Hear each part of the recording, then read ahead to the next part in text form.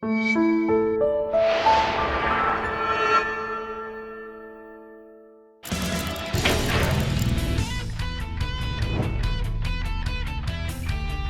everyone, and welcome to the morally conflicted and politically complicated Comic Vault. I am Captain Logan. And I'm Eric. Today Eric and I are finally covering the Ultimates 2. We did the first volume of this a really long time ago. At least a couple years ago, maybe longer. It was a live show. It was a really different kind of way to do this. And it had been so long since I read this. Since I had looked at Ultimates, I read the first volume again. And over a couple of days, I read both of these in rapid succession. Back to actually in the same sitting, I finished this, I started this. And it was really interesting, and I recommend reading it that way. I recommend going right in. In some ways, it is a 24-issue origin story. Well, and it's interesting that the dedication in the back is for the 2 volumes. Did you notice that? No. It said Ultimates Volume 1 and 2 for Jack and Stan, and I thought that was really interesting. I didn't even notice that. I don't know why. It was almost like, well, we forgot to do it for the first one, so we did it for this one. I do think that the 2 are in some ways a piece. Yeah, 1 and 2. Dedicated with love to Stan and Jack. Isn't that interesting? That is fascinating. Yeah. And I wonder if that updates and changes every time, because obviously that's not what it was in the issue. Yeah. And I don't know if there is a dedication at the end of this one. And these were both originally released in 2 volumes apiece anyways. Yeah, there's not one. I would have noticed it. I just read this. That's interesting. Yeah. But is there like an Omnibus or something that collects them both? Yes. I That would does exist. I would assume so, yeah. And there is an Ultimates 3, right? Yeah, we can do that at some point if you'd like to. It's 6 issues. It's written by Jeff Loeb. Oh, is that what that is? Jeff Loeb. You told me all this before, and by the way, you're going to have to tell me about some things And that you Venom told and me today, Wolverine because I won't remember everything. Because it's Jeff Loeb, Venom and Wolverine are in it. Okay, so MIllar never came back to this material. He comes back for Ultimate Avengers, which is a very different thing. Okay. We can do those as well. I couldn't remember if that was They him. are nothing but heartbreak for me. I want to, at the top... So for you, Ultimates dies after this. Yes. I want to, at the top, let everyone know exactly what I feel. Yeah, sure. Because that's going to color everything I'm going to say. Yeah. For me personally, and I've said this before, rereading it, I still feel this way. I'm doubling down. I'm just at the top. Ultimates 2 is definitively my favorite standalone mainstream superhero comic. Is it really? Not run, but single story. Why? I love it. If I may say. I love it. Ask. I adore it. It is everything a superhero comic book can be. That's really interesting. I imagine you won't feel the same way. I know a lot of people don't feel the same way. Not even a little bit. In some ways, I am still waiting for this movie. I'm still waiting for the superhero movie that is like this. I think it's excellent at achieving what it's setting out to achieve. It is in a lot of ways not what I want from superhero comics. Here's the thing. Can I say this, though? I do think a lot of mainstream and at Marvel and in 616 superhero comics are trying to do what this is doing and failing. I agree. I do think that's happening a lot. I like this as the alternative. I don't think this is what the day in, day out monthly comics See, that's okay. So when you said that, I thought you meant this is what I want comics to always be. No. This is an excellent alternative, but it needs to be the alternative. Absolutely. We have turned, Marvel especially, but to some degree both, right? We've kind of turned the big 2 superhero comics into this not done as well. Yes. No, this is not what I want month in, month out from comic books. It is, as a piece, mainstream comics, mainstream superhero comics, my favorite single storyline. Not my favorite run. Wow, that's really interesting. I adore Ultimates 2, so we'll talk about it. Yeah, sure. I don't have many negatives about Ultimates 2. Ultimates 1, I think, is good. Ultimates 2 is my favorite standalone superhero mainstream comic. Well, maybe it's partly just because I kind of sat down and read them together, but I'm not saying that they like blur together and I don't know where one starts and where one ends, because I mean, like, there's a definitive break and there's a year in between, and they are very, very much 2 different stories, but Ultimates 1 is a better book after Ultimates 2. Yes. I mean, I like it a lot more after I read what comes after it, certainly. There are characters that I appreciate and sympathize with more after they come alive more and I get to live with them. Like Hank Pym. Pym is wonderfully illustrated in Ultimates 2. He's so much more interesting once we get past... Because... I mean, I'm not saying that he's just a straight up 2-dimensional, jerk face who beats his wife in Ultimates, but you see the rest of the other side of him in Ultimates too, most certainly, and it doesn't justify anything he does, but I think it also makes Janet a lot more sympathetic because you can appreciate a lot more why she keeps coming back to him. One of the things that she shouldn't be doing that, but you appreciate why she does. And it's also like it's real heartbreaking. And that happens in real life, right? It does. Like, yeah, absolutely. Like, and she says it, but like that's the thing that happens in real life where it's like we were together for 10 years. How do you turn that off? Yeah. This is the person I talk to.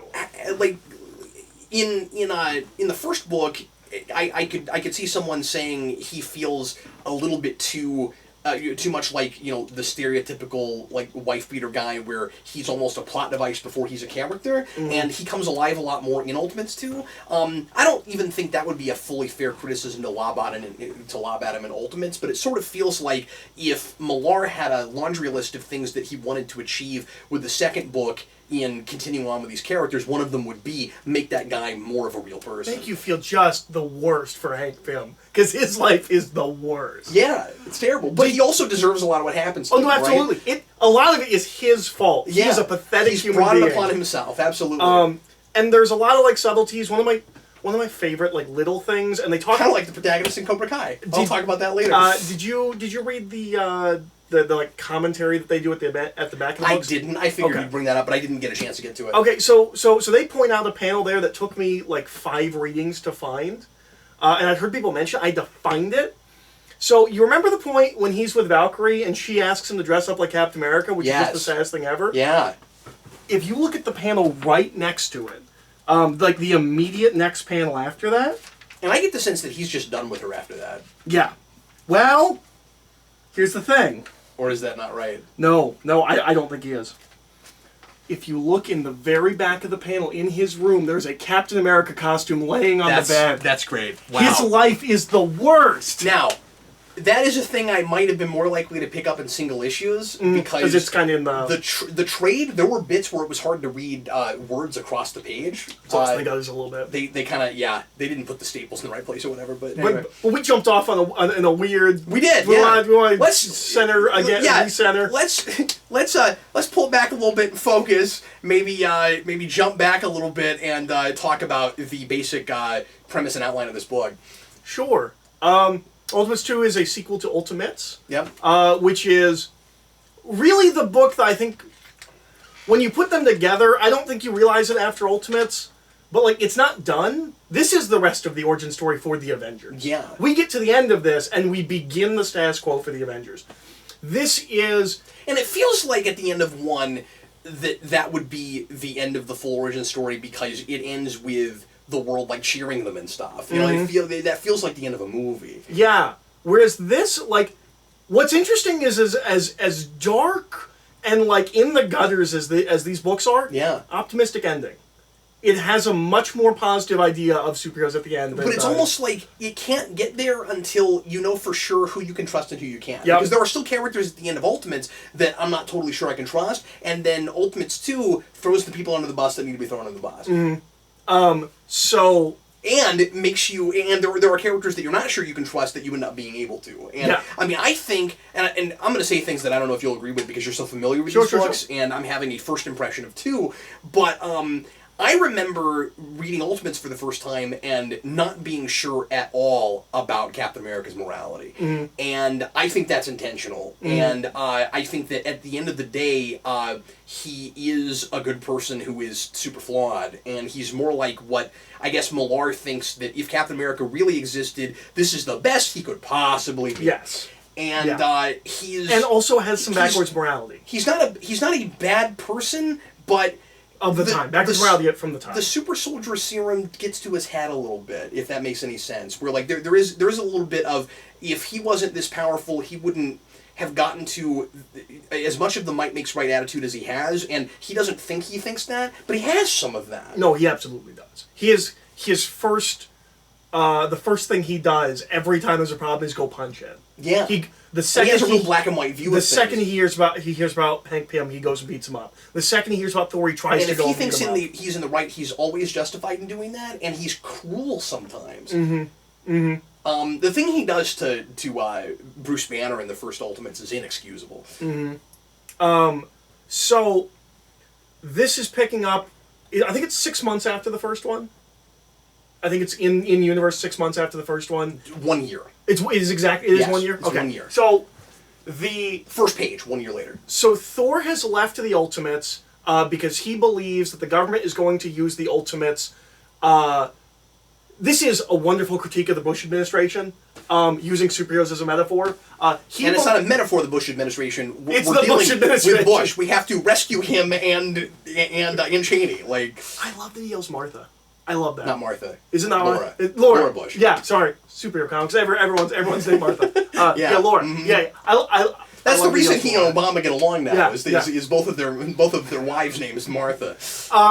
But so Thor's left because he believes that the government, that basically everything that's happened with the Ultimates is just showboating for the people to become comfortable with the idea of what we term people of mass destruction. Right. And then we're going to start using them to invade other nations. We also still there's truth to that. That is kind of happening. Oh man! But I don't know. The page at the end of the Thor issue where like Thor basically yells at them, "You're gonna be used as weapons of mass destruction," and Iron Man's like, "You're crazy if you think I'm gonna let that happen." Last page of that is this amazing shot where Nick Fury's at a desk and there's just so much room, and he just says, "There's a problem in the Middle East." Yeah, I love it so much. So real quick, this is for folks that are that haven't watched this review a lot or whatever. This is just how I operate. So we're gonna give a what am I trying to say? A summary of this, but I have a tendency to critique as we go along. So Eric, I wasn't sure I bought the whole Thor leaving thing, given that in the first book it felt like he was coming to help them because they needed help, but he had no intention of staying with the team. I thought it was weird that we opened with this, but Thor has left. Thor had no intention of being on this team. Right, but publicly? Like that could just be public spam. But the way they talk about it, it seems like they were hoping he would stay. That's true. And he makes a big deal out of, I left because of this. I wasn't sure about that. That was weird. That's fair. But anyway. And I didn't reread the first one before reading this one. And I often read this one without reading the first one. They read together so well. Yeah. So, we also still don't know whether Thor's a crazy person or not. Almost till the last 20 pages. Yep. Which is great. So... And that also means that we don't know if magic is possible in this universe until, like, the last few pages of the... Well, maybe the last 50, but yeah. Yeah, we kind of know that Thor's not crazy by the third act, because of who the villain is. Yeah. By the time Loki shows up, I'm almost positive that... Unless... But even then, he specifically says, I'm not doing anything ostentatious because Odin will know I'm here, which lends more to, okay, so is he really Loki? Does he actually have reality-altering powers? Yeah, I guess you still don't know that. Yeah, you don't know that fully. He's just a guy in a coat. That's true. Yeah, he could have been that, but you start to be a little bit more on the side of Thor is probably... It's really not until the Rainbow Bridge that you know for sure, honestly. I love how that looks. It's great. But you kind of need that before you know for sure that all the Norse stuff is there. Yeah. Well, and the thing that throws you off, which I never fully understood, I've got to ask you about, the thing that threw me off is the tech with the suit and with the hammer. Somebody else comes with it later, and I don't understand why he has tech if he really is Thor. Is that ever explained? I'm not sure, unless they actually make that tech to replicate Thor's natural abilities. Okay, but that means that they're lying when they tell us exactly how it works, and I don't know why they would be lying. And the thing is, it lights up like it's battery operated, and I just don't... Or it is the literalization of magic and the magic technology thing that we talk about in the movie. Well, that's true, but I mean that's possible. But I need to know because what they talk about, what that tech does, is so far ahead of all other technology in this. That's true. Oh yeah, we just made this hammer that can just fold reality, let him go anywhere he wants on the planet. Iron Man still runs on batteries. Yeah. Well, yeah, and it also is just able to control the weather. What? We can do that. We can control the weather. But I guess reality is the best excuse for plot holes. Is it Loki that gives the other guy that tech? Yes. Okay. Because Loki is also the guy who explains the tech in the first place. Oh, that's true, he is! Okay, I missed that. Well, that makes sense. Okay. So Loki's in the background of this whole book. I don't know if you actually noticed that. He is in the background of panels. I began to, yeah. And I'm still convinced I haven't caught all of them. I know a couple. But he's in the background of a bunch of panels. He's just always... He's actually standing behind the Captain America suit that's behind Hank. And so the first half is kind of two big like kind of arcs. The first one is the trial of Bruce Banner. We find out someone leaks to the media that Bruce Banner and the Hulk are the same person, which means that everyone knows that someone on the Ultimates killed, or at least working for them, killed 800 people. 800, yeah. Which means that even though he stopped... And now we have a scapegoat. Yeah, and even though he saved the day with the aliens, no one cares. Yeah. Which I love that's how they use... That's what Fury uses when he comes in line. No, it's awesome, yeah. And I didn't buy that for a minute. Like, from the moment he walks in, and I'm like, this is not what happens in this world. MIllar doesn't write that scene. Yep. So... he is convicted by a landslide. Like, there was no... And Matt Murdock does his best. Yeah, he tries. He does his best. He shows up. There's no Daredevil. I really like that. That's fun. Yeah. And then the back half of the first half... Not even when we get other heroes, finally, because we have cameos with Fantastic Four and Spider-Man, and Daredevil's not there. Yeah. So we have and the X-Men. The X-Men are also the X-Men are there, too, yeah. So the back half of the first half... But we actually get some stuff with the... Because we get Professor X and Cyclops. Yes. Oh, I love Professor X. We actually talk directly with him. Professor X actually shows up earlier, because he's the guy that's counseling Bruce Banner. He's counseling Bruce Banner through the trial. Did you notice, I actually didn't catch this immediately. I had to actually flip back and like, oh yeah, he does say that there. So a couple times he mentions his cousin, Bruce does. He says that it's an amalgam of my memory of my family going here and being at my cousin Jenny's place. Obviously, Jennifer Walters is She-Hulk. Yeah, I was like, that's fun. Yeah, that's cool. But so there's touches like that like make this different than a movie. You wouldn't have touches like that in a film. Like, if we went this far from the source material, if you made Ultimates as Avengers the movie... You might, but you would just treat them as... What would happen is the whole internet would explode and be like, oh, someday we're going to get these characters because we get these Easter eggs. I mean, it's the same thing as the Stephen Strange name drop. I guess that's true. You're right. We've done things like this before. I guess Marvel has. Yeah. I'm still thinking 2000s. Oh, okay. Okay. No, at the time this comes out, yeah. But so... So then the back half of this is everyone assumes Thor is the one that leaked the information about Bruce Banner. I love Thor's defense where he's like, why would I do that? I am the number one opponent of the death penalty. The death penalty, yeah. Of course he would get the death penalty. Yeah, it would not benefit me at all to do this. Also the weird punk girl is Girl Thor. Oh, right. I can't remember what her name is. Jane. Yeah, Jane. Yeah. Jane is this weird punk girl who's in like three games. Sorry, I didn't realize that's who that was. Yeah. So, yeah. You're trying to get me to help you. I don't know who we're talking about. They dropped the name like once, where he's like, Jane, take these people. But yeah, no, that's Jane Foster. That's how we put her into the Ultimates. And so it's kind of a mirror of the first half of the first book where we fight Hulk. Yeah. In this book, we fight Thor. And we find out that Thor is actually a crazy person who stole... his brother was developing this technology. All of the nations are trying to build super people. Everyone except for Norway built just Captain whatever they are. Captain Britain, Captain Italy. But they built Thor. I love how that doesn't make sense.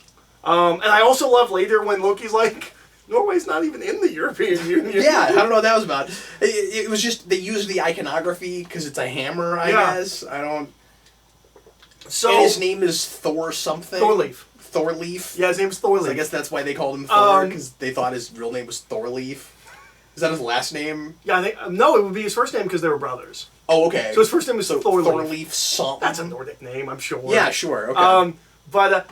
Mark Millar's Scottish, he knows these things. But ultimately, this stuff is all just made up by Loki, right? Because he actually really is Thor. Yeah, he actually really is Thor. Yeah, none of this is true. And that's what the Norway isn't in the European... Like, that's just him shifting reality and, like, nobody can tell. Yeah. So, we put Thor away, and then we start invading other nations. And then the other nations, we being America, then the other nations kind of secretly put together a Masters of Evil called the Liberators, and they just show up and just attack New York, and then they attack Washington, and they're just going to take over America. And that's all really interesting, and it's kind of how you get the ultimate version of a lot of the bigger like villains. You the Abomination, and they feel just fine doing that because we're too imperialistic, and there's a we keep going outside of our jurisdiction. We're creating the terrorists. The leader is Abdul. Right. He's what does the giant W stand for? I don't know. Because he makes a big deal out of, I'm not going to waste my time coming up with a supervillain name, but he's got a big W on his chest for some reason. Yeah, I'm not sure. He also has a lightsaber, and it doesn't make... I don't know what that's about. And somebody says Darth Maul wants his lightsaber back, because I guess MIllar thought if we're going to use a lightsaber, we better acknowledge and in the commentary, they refer to it as a lightsaber, and like sometimes it works like a lightsaber, and sometimes it doesn't. Like Captain America breaks it at one point. Yeah. I don't know. I've never understood that. But that guy is kind of a Steve Rogers... Like the opposites. Yeah, a mirror. Yeah. Well, I guess analog. I guess it is an analog. Yeah. Where he's this scrawny kid who sees the American Imperials come in and pushes people around. Obviously, probably each of the people on that team are analogs. Now that we're thinking about it, because like Abomination is their Hulk. Yeah, and Crimson Dynamo is their Iron Man. Yeah. Do they have a Thor? Yeah. No, they have a Thor because he's just sorry. What are we talking about? Because we were just talking about him. Yeah, and he has. Yeah. He's the Russian with the hammer and sickle. Oh, that's right! Which is just the most benevolent thing you can put in that book. And then we have weird ones where we have Hurricane, I think, is the speedster. Never heard of that character. Nope. And Swarm is their Wasp. I do know that character. It's nothing like this. That's a Spider-Man villain, isn't it? It's a Nazi skeleton covered in bees. Oh, I guess that's not who I was thinking of then, yeah. That's Swarm. Well then. Waiting for that movie. Just a Swarm standalone film. So that's so it's a big fight. Should have been in the first Captain America movie. Hawkeye's family is murdered. There's a whole I guess before all of this. Horribly. I totally forgot about we've been seeing that there's a traitor the whole time. Right. And the big reveal is one of my maybe criticisms, maybe just I'm not sure how I feel about it on one read. Do you think it's too easy? It's too easy. Okay. So the big reveal is it's Captain America. Captain America is the traitor. It's the first thing that would come to me. Is that well of course it's the Russian spy. Of course it's the Russian spy. Yeah. But I like that we play as Captain America, and I love. But I don't believe it for a minute. I love that Nick Fury's me like. Well, yeah, of course. He just came up. We were putting together a superhero team, and he watched us up in the black eyes. He's too impulsive about it. I don't buy that Nick Fury, after what they've been through so far, doesn't go have a conversation with him before he just comes in guns blazing. I don't buy that Nick Fury and Steve Rogers are the same person in that way. That I resist really hard. I have a tough time with that. In his defense, he has empirical video footage, and Hawkeye and his whole family have just been murdered. He has video footage? Yeah, there's video footage. I missed He that. physically sees it being Captain America. Oh, I missed that. Yeah. Okay, well that because Loki altered reality. No, I knew Loki altered reality to make it look like it was him. I just don't remember Fury looking at footage. No, he has video footage of it. Okay, because at this point he wouldn't have any reason to think that there was any way it could be faked in that way. Mm-hmm. And it wouldn't be. We're not talking about doctored footage. We're talking about reality-altered footage. I just wish that there had maybe been a little bit more talk about how Captain America... he talks about how he seems too good to be true, but I wish that there was maybe a little bit more talk then about how, oh yeah, but Captain America is a little bit rough around the edges, and if like his temper flares up, he'll hit things when he shouldn't, and you know what I mean? There's excessive force with him. Yeah.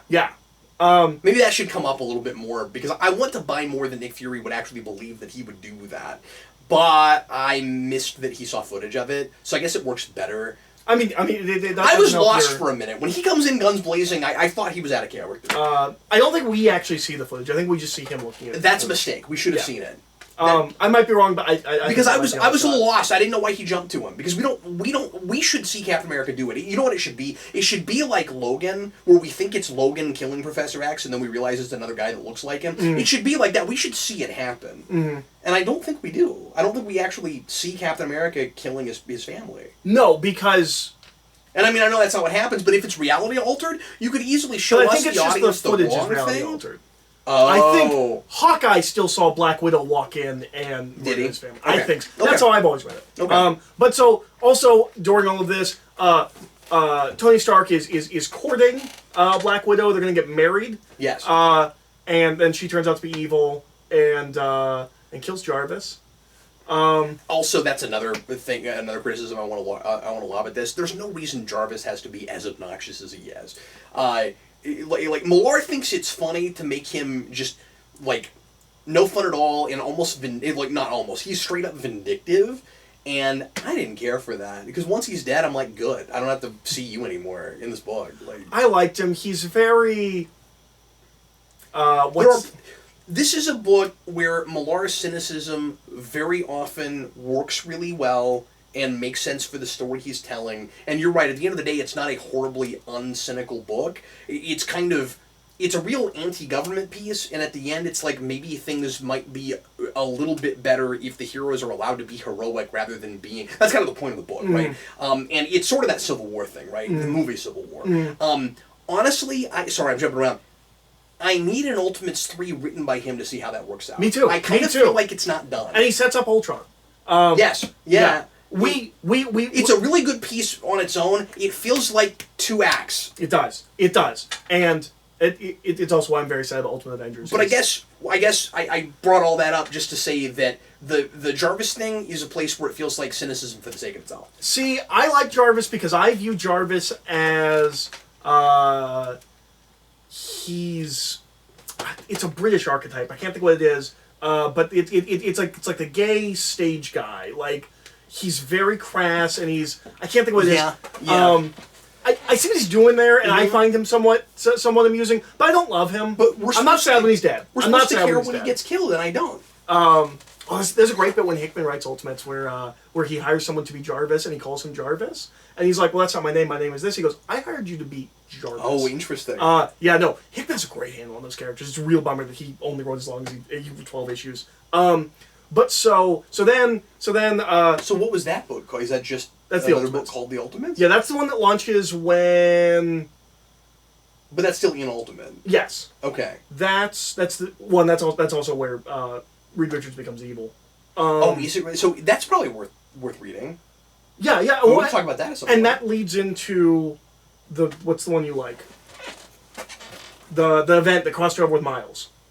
Divided We Stand. Divided We Stand, Divided We Fall, yeah. So he leaves to go write Avengers, and then Reed doesn't go evil until then? I think that happened way earlier than that. No, well, okay. So it happens, there's a mini-series about a year before that. Evil Reed was had to do with Marvel Zombies and stuff. No. I thought it went back that far, does it not? No. Okay. Reed, so that book runs for like 80 issues, and it's just a Fantastic Four book. Marvel Zombies is also MIllar, right? Yes. Yeah. Yes, that's his Ultimate Fantastic Four run. Yeah, that's right. And then there's Ultimatum, which is the big reset. Which Vince has always said is just the worst thing ever. Ultimatum is the worst thing ever. And it's kind of a sequel to Ultimates 3. But so, like, right after that, there's that, like, 25 issues of Spider-Man before Peter dies. Mm-hmm. And then we reset with Miles. So during that period, Bendis writes a mini-series that makes Reed evil. So Reed's not evil till near the end of the Ultimate Universe. Wow, I didn't know that. Yeah. So anyways, so this book, so then, and we kept him around. That's one of the few things about the about Ultimate Universe we've kept around. We love Evil Reed because Hickman made him great. Yeah. So all the villains show up. Fighty, lots of fighting. Lots of fighting. Some great moments. Some of them have been used in the movie. It's not exactly the same, but I'm convinced the Hulk moment at the end of the first Avengers is... I was looking for things... I'm glad you brought that up. I was looking for things in Ultimates 2 that maybe we borrowed in movies because Ultimates is... The first Ultimates, they borrow a lot. I mean, like, it feels like... That movie feels like a perfect combination of that book and early Stanley Avengers. It's weird. Yeah, no, I agree. And a lot of the politics of that movie comes straight from this. Yeah. You know, all the stuff about the government, like, using superheroes to their own ends and causing problems they have to solve. And it's the PG-13 version of that book. The way they try to weaponize the Cube is very much... is a very similar thing to, they're trying to force the Hulk as a weapon and then having to go, clean up their own mess.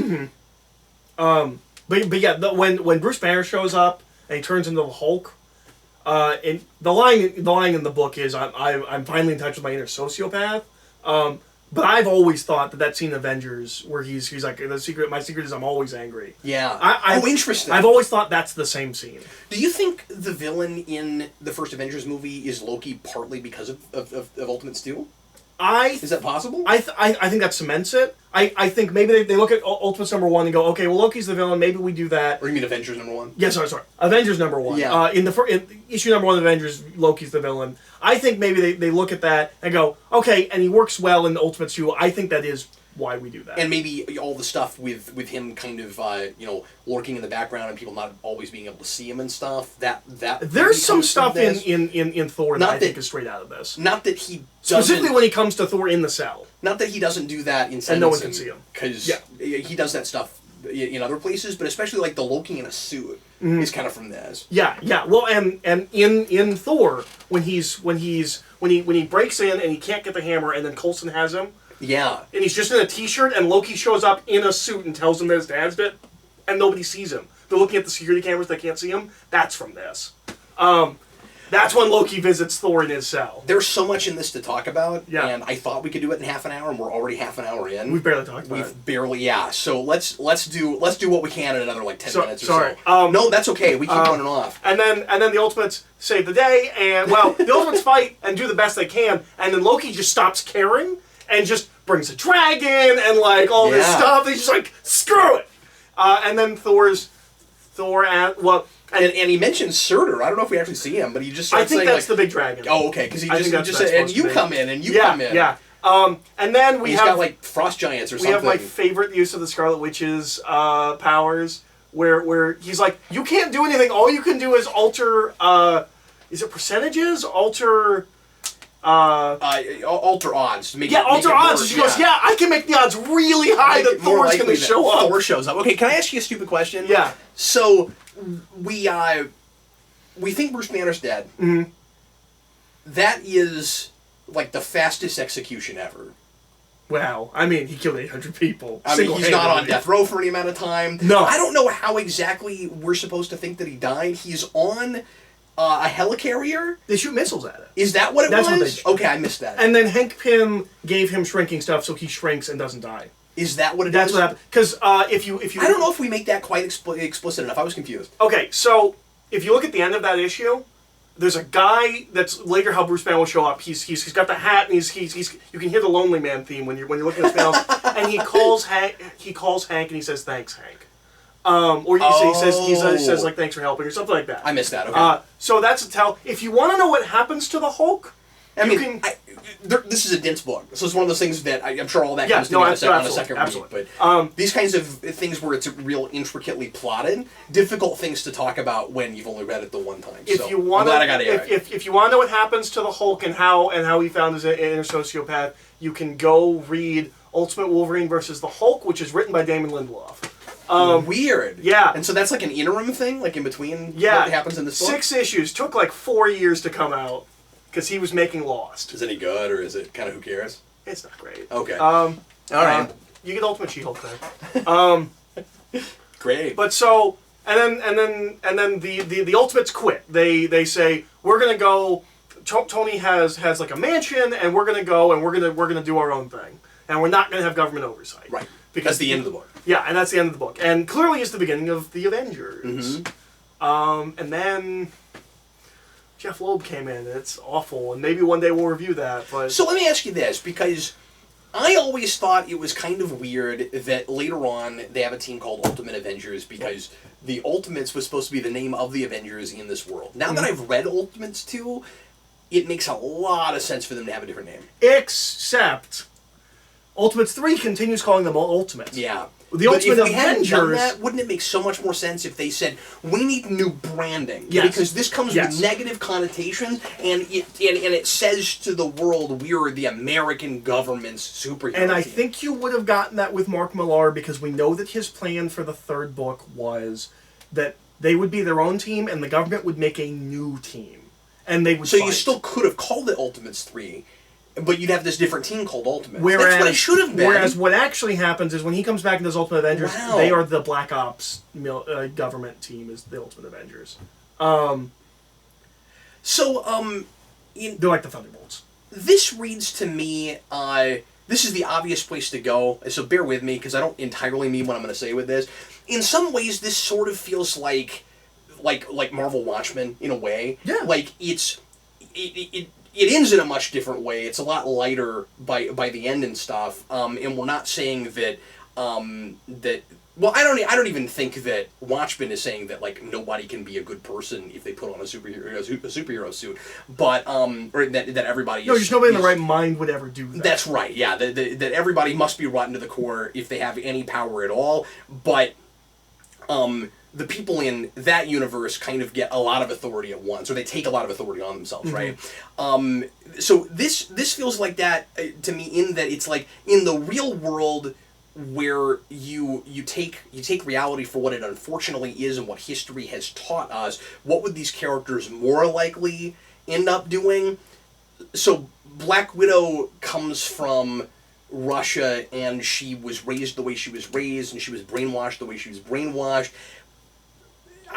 MIllar makes a case that character probably not going to be as endearing. Well, and what I like about that, what I think works about the twist, is that all of the villains are also nations that America has messed with or is threatening, and in that context makes more sense to me. Like, yeah, of course, someone of course, like someone who like really loves their Russian heritage would be more likely to side with the group of essentially terrorists. And the thing is, it feels alternate.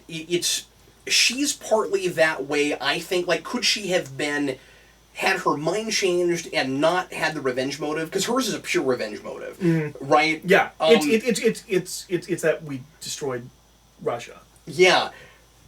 Might she have her mind changed and not have that revenge motive as much if she had come here and joined up with the 1960s 616 Avengers?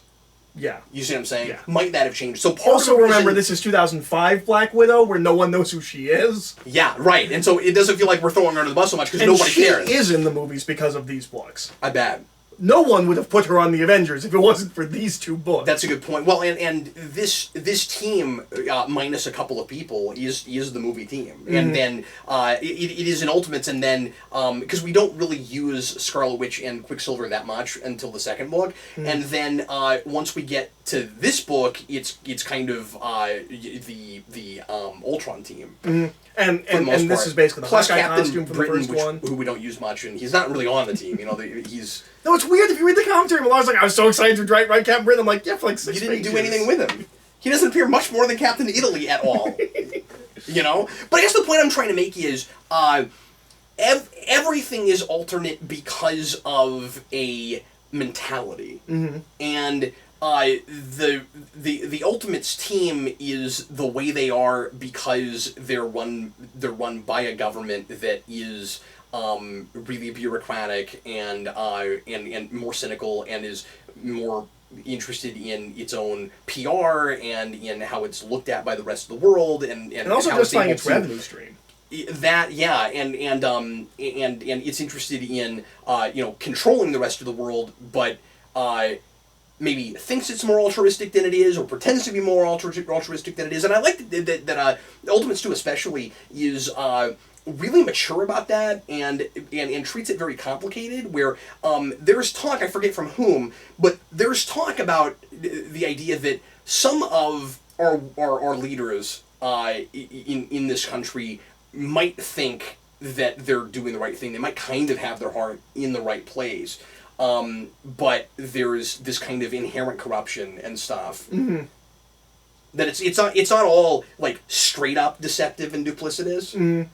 No, yeah. But there's a lot of misguided. Someone is trying to do the right thing, but not. And especially because we don't understand the countries that we're messing with. You know, that's a lot of it. Yeah. But we feel like we have to police the world because because we're the world power and we have all the nukes and all of that. And there's a lot of talk. I like that. I think it's Thor that talks about the hypocrisy of we want to denuclearize all of these nations, but we're fine with having 100,000. Yeah, and we have more than anybody. And it's that I know. And we're the only ones that have ever used them. Yeah. And it's that you know yourself. I know I can be trusted. I don't know about you. Yeah. Well, and you know, honestly, if I had to sum this book up in one sentence, that's kind of the book. Mm-hmm. That's kind of what the whole book's about, right? Mm-hmm. Thor knows he can be trusted. Yeah. But nobody else does. Yeah. Captain America knows he can be trusted, but nobody else does. One of my favorite things about both of these books is how nuanced. And you have to trust but verify because you have characters like Black Widow. Yeah. Who cannot be trusted. Yeah. Also, I gotta mention my favorite scene. That's the dumbest thing ever. Yeah. And will never be filmed, but it's my favorite. It's my favorite thing. I love Hawkeye flicking his thumbnails into people. Yeah. That's the coolest Not real cinematic, right? Like, no! You couldn't make it look great. It's he was like, so cool! But I love it because we make such a big deal out of... Like they're patting themselves on the back for making sure that there's nothing around him that he can use. And he's strapped in and he can't move. And then he's like, you should have taken the fingernails. You idiots. And he just flicks them at people. Why did you even think of that? There's also a theory that eventually gets... And that's really funny when they're in a circle and they've got all the guns and they're like, well, you can't get these guns, but if he got a gun, we'd be in trouble. And he's like, what are you talking about? Like, I'm Hawkeye and my hands are free. He's the coolest. Yeah, no, he's really great. Also, his family comes from this, right? Yes, we wouldn't have done that without this. That comes from this. I'm also kind of worried about his family because they're going to die. In fact, a lot of people are speculating that they got wiped out. They got wiped out in when Thanos took out half the universe, and he's probably going to turn into Ronin next. That's what a lot of people are speculating. There's a thing. I don't know where the Ronin thing comes from. I've never read that.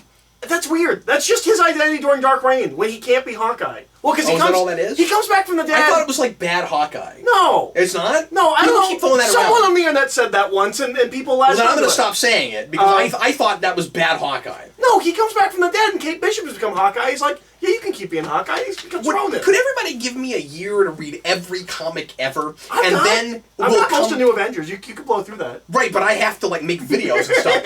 Could I take off a year, read everything, come back, know things, then review comics? But no. So one of my favorite things about both these books is how complex the characters are, and I hate that there has been in recent years kind of a backlash where people have simplified this book and act like it's just everyone being jerks. I was going to say a different word, but everyone's... I felt that way at the end of Ultimates in a way I didn't at the end of 2. Yeah. No, and that's fair. I feel like people have a perception of this book as, well, yes, of course, anyone who gets superpowers will be a monster. It's just dark for the sake of being dark. It's not. And you're right. They're very drawn characters with legitimate flaws. Yeah. Every person has, and it is realistic in that way, but it doesn't make them all monsters. Even Hank Pym is a sympathetic character, even if he is a terrible person. Some people react that way because MIllar is writing in some places, and maybe it's inconsistent. But I think even in these, but especially in the first one, he does still seem to revel in that a little bit.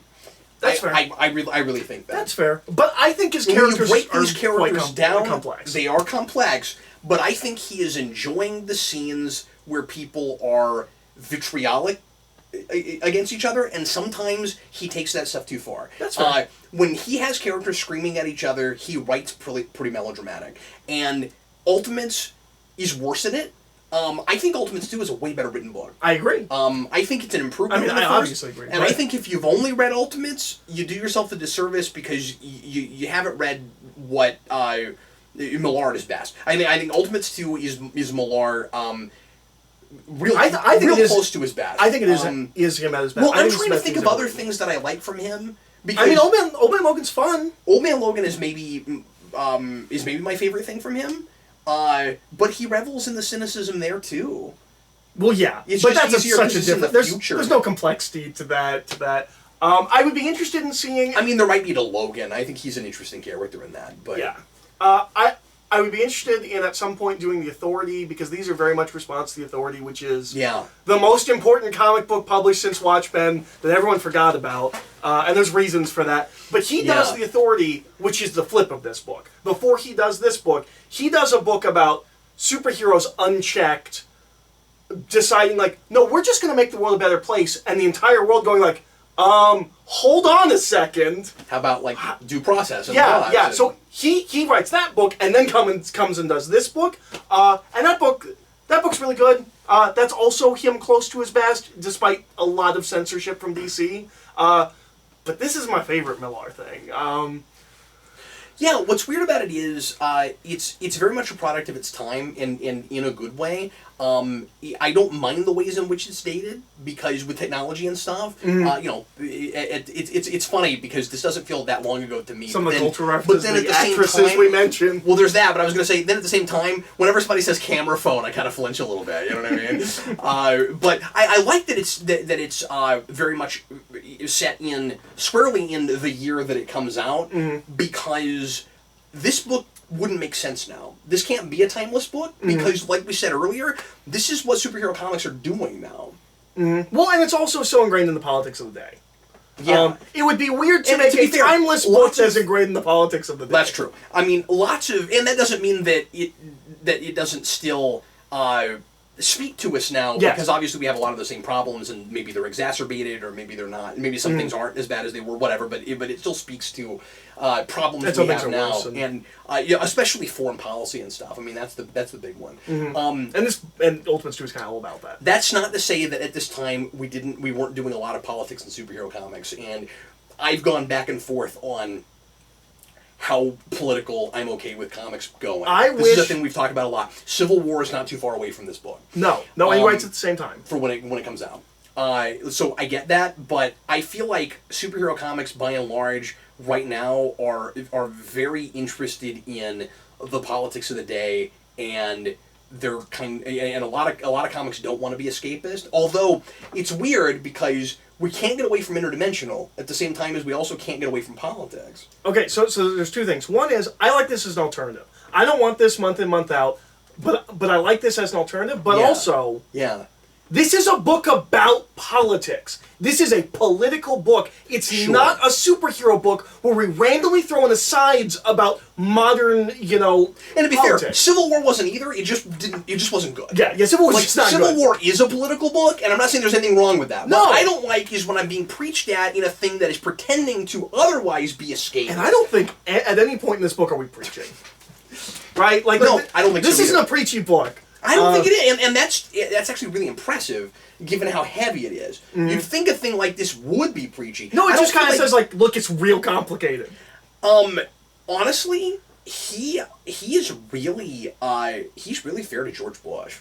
Yeah, he is. Weirdly, right? He really he could is. throw him way more under the bus if he wanted to, and I can't necessarily tell reading this what his politics are, which is impressive because he loses himself to his characters, and I think that's wonderful.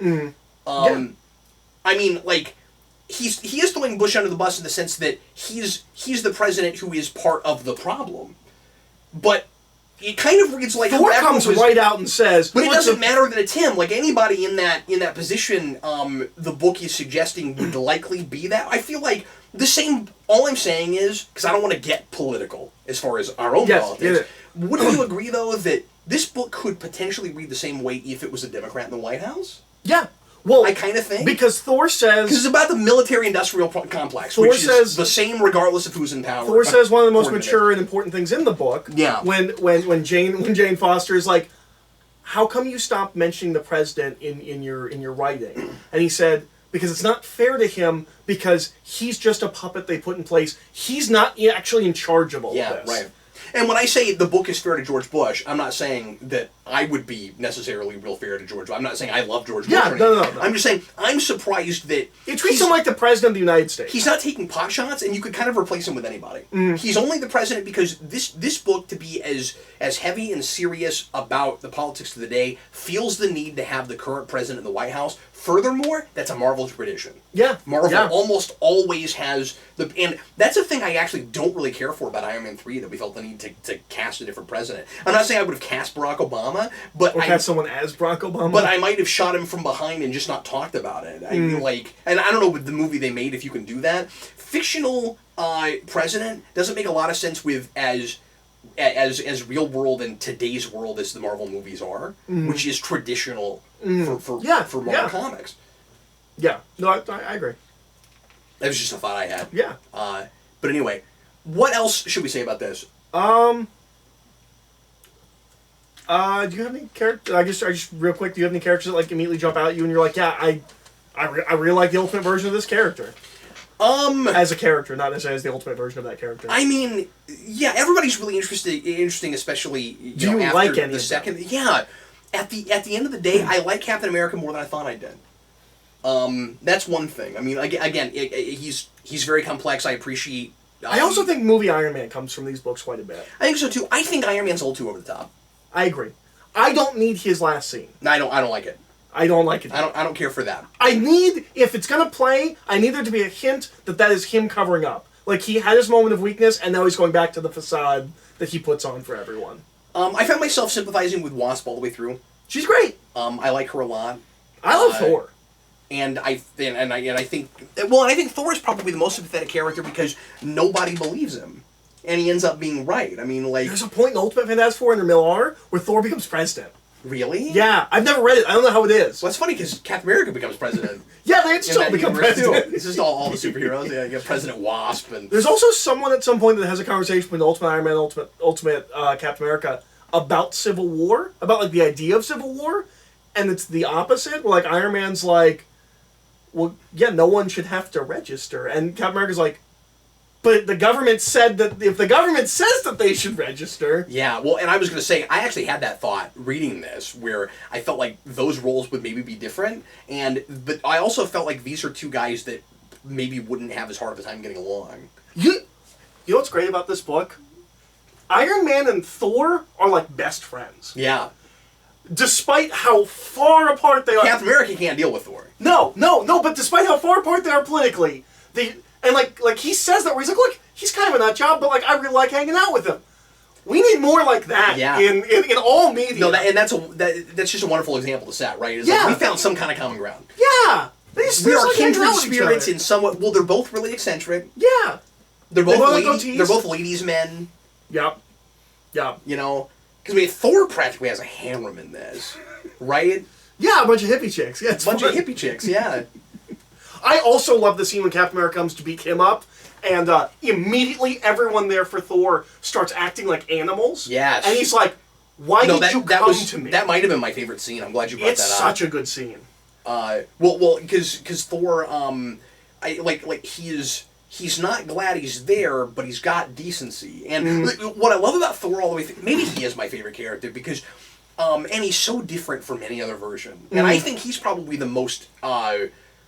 Yeah, I mean, like he took Odin's message to make to make Earth better to heart.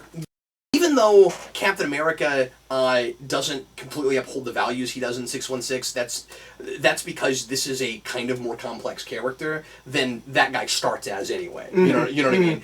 There's a case to be made that, like sometimes with Superman, you can continue to uphold that, and behind closed doors you're losing your mind about it. You know, like it's about your image versus what you're, what you're actually like. But with and you know you make the right choices, but then you need a release, you need an outlet somehow. Thor, I think, is the most furthest removed from the classic original character. I agree. But I also think that he makes the most sense to be removed. Yeah. When you put it in a modern political context. The reason it's so interesting is because you wait so long before you know if he is actually really from Asgard or not. And the question I want to ask is, how differently do we feel about him if it turns out that he is really crazy and not from Asgard? Because I don't know. And that seems like a thing that MIllar would play with in the third one, right? I don't know. Are there Thor worshippers? Well, what I was going to say is, but I don't know at the end of the day if I would feel that differently about him. Because he still has the values he has, and he is the closest to, in a way, he is the closest to a classic stalwart superhero as anybody in the book. Like, he actually is kind of the example to follow, right? Yeah. Because at the end of the day, he, like Captain America would like to, but isn't able to, he never goes against his basic principles. He never goes against his flag. He always holds on to it. He works with the superheroes when they're actually being heroic, and he leaves them when they're not. Yeah. And he always practices what he preaches. No, and I think he's MIllar's favorite character. I think it's very, very obvious. Like, that, if anyone embodies what MIllar would idealize himself as, I think it's that. I just love that you can't trust him the whole way through, but then at the end, with the reveal that he's from Asgard, that's not really the reason. I find myself thinking that that's why I'm able to trust him. But if he kept upholding those values and he just thought he was Thor, does that really change anything? Besides that he's technically crazy, but he never does anything, right? Like, I guess no, because the reason they go after him is because they think he leaked the information. Yeah, but he didn't leak it. But he didn't actually do anything. No, he actually did nothing wrong. No, it's very interesting. And unfortunately for me, I will never get this MIllar again. Not in his create-your-own work, not in the stuff he does. Like, he is never this good again. He's never this complex of character. I don't need the same book. His characters are never like this again. I mean, yeah, because I don't think Kick-Ass is this good. Kick-Ass is not this good. Kick-Ass is good. I like it. I like Kick-Ass a lot. I cannot explain to you why I love those comics, but I do. And it does revel too much in the violence. It absolutely revels too much in the violence. I won't say too much. Enough for me. Sure. I enjoy Kick-Ass for the over-the-top kind of craziness it is. Like, you don't have to have a problem with the fact that it's gratuitous. No, that is gratuitous. It's a cynical, gratuitous book, absolutely. But it's not complex like this. And I don't think these are. Especially in that same way. No, I don't think so either. But there are bits of the first Ultimates especially where I'm like, he's having too much fun with the melodrama, and the point of these is that they're not melodramas. But I also don't, sometimes I don't, there's a point in the comments, I don't know if MIllar knows what his books are like. What I'm saying is, there's bits in this that can be a little bit immature and feel like college writing. Ultimates 2 has almost none of that. We don't have Hulk running around saying the things Hulk is saying in that first one. I don't like that. I didn't need that. No. It doesn't work. But I love Hulk in the second one, when he hulks out, he's just, where the guy's like, I'm so much smarter than you, and Hulk's just beating him up, he's like, what's the formula for Coca-Cola? Yeah, you're so smart, it's helping you so much. That was really funny. But no, I don't think MIllar knows what his books are like. Because he says at the end, interesting, in the commentary, there's this point where he points to one bit and he's like, "I'm surprised we got away with that in an all ages book." And then Brian Hitch goes, "You think this is an all ages book? This was never for all ages. This is an adult book. It's been since the beginning." And it came out while we still had the seal, and it wouldn't have had the seal on it. The Comics Code Authority. It's the bit when Tony and Black Widow are kissing and like we're real close on their mouths. That's the bit he's like, I'm surprised we got away with this in the all ages book. Wow, he's out of touch. He has no idea. He's also the guy who on the train yelled at someone for having obscenities on their shirt because he had his daughter with him. He's like, look, I write that stuff, but you don't put it in public.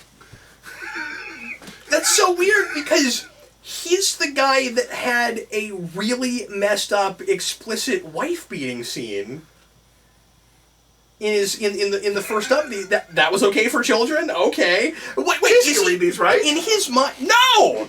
Is he thinking, when he's writing that first book, see, it's all ages because I had him hit her with bug spray? And we're not glorifying him? As opposed to just kicking her? No, because the most horrifying thing ever is in that first book, which is not... But he does have people just kick people! Because of Captain America and Bruce Banner. Yeah, well, and Captain America and Giant Man. But we have that scene with Tony and I think it's Fury. No, it's Tony and it's Captain America and it's Betty. Yeah. Who, by the way, she's really interesting. Is too. Sleeping with Nick Fury through that entire book. It's really interesting. Yeah. It's really like subtly hinted at. There's a point where they're holding hands in the background. Like they're kind of together, and that's interesting. I kind of wondered about that. But I always theorized it, and I read the commentary in the back, and they confirmed and that she's one of the most cynical characters in the book. But she's fascinating. Yeah. But she says to the other ones, because they were roommates in college, her and Wasp, she says that one day he split the top of her mouth. Yes. And that's the most horrifying. We don't even have to see it. No, and I'm like, that's... Just talk about it. Yeah. All ages. That was messed up. Okay, well, this took an hour because of course it did. That's Ultimates 2. Yeah, I like this a lot. I think they both, two more than one. I think they both hold up, and like, you can still read these today. Like I don't have what you have with it. Where I also read this one the first time at like 16. Oh sure, yeah. Like this isn't like Watchmen or anything for me, but this is Watchmen for me. Yeah, sure. I think Watchmen is pretty good. This is the best mainstream superhero comic. I completely agree with you that it's a wonderful alternative. Yeah. I don't want this to be the Avengers.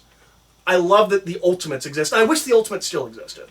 I wish we had a an Ultimate Universe that did things like this. It is really intelligent about it. It felt really authentic. Where I enjoyed the experience of of it really feeling like what is the Avengers like in 2005, because that was the point of Ultimate Spider-Man. Mm-hmm.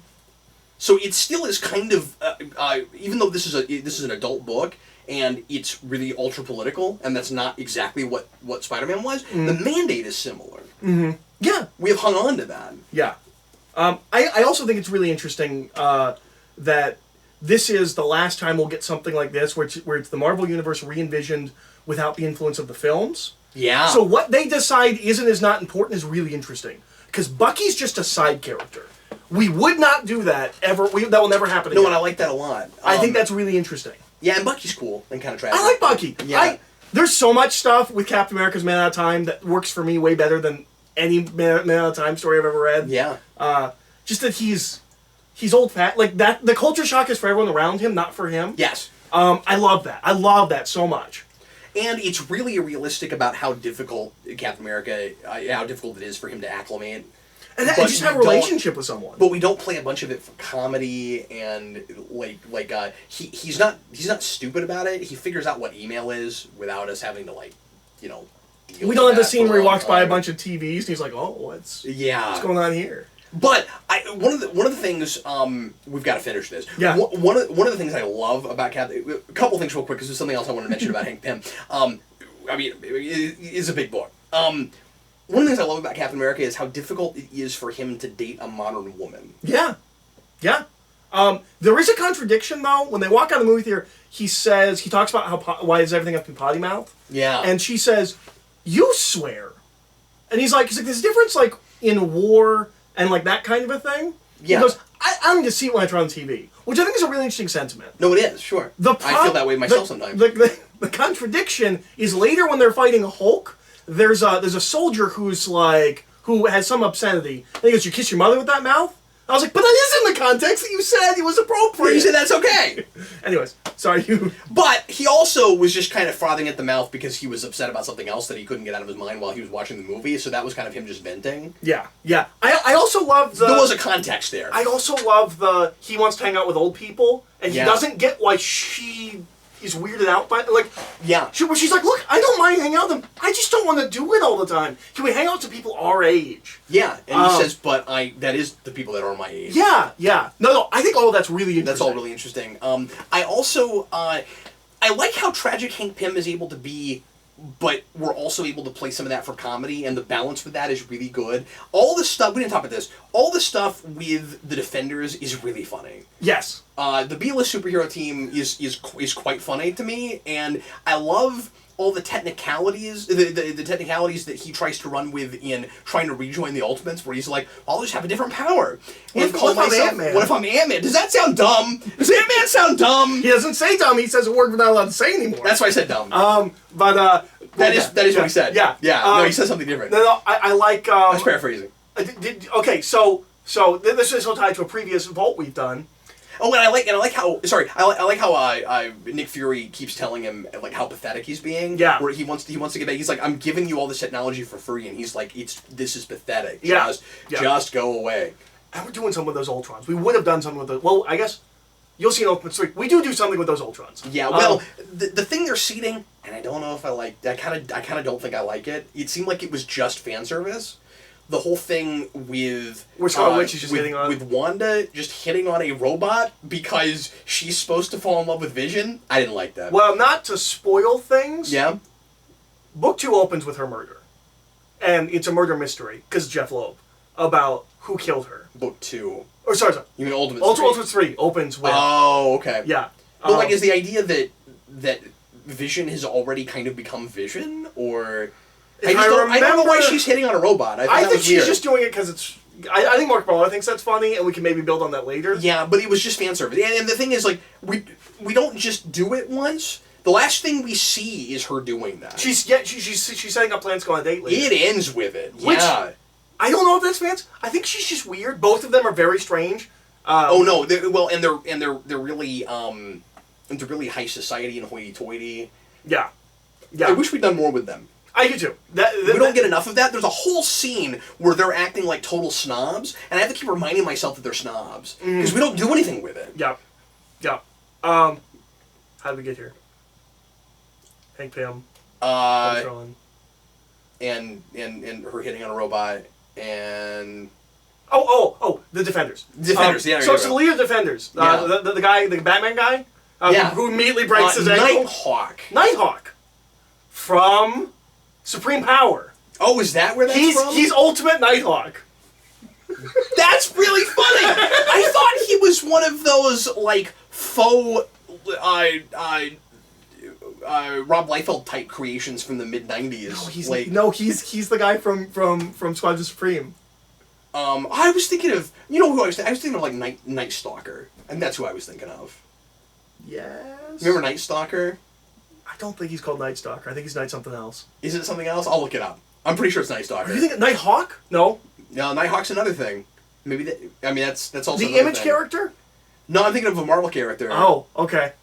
Anyways, I'll look him up later. I'll show you. No, I'm pretty sure I'm right about Night Stalker, but I'll look that up anyway. And I love Son of Satan. He's just like it's really funny. And he's like, so you really Satan? Son's like, he's like, dude, what are you talking about?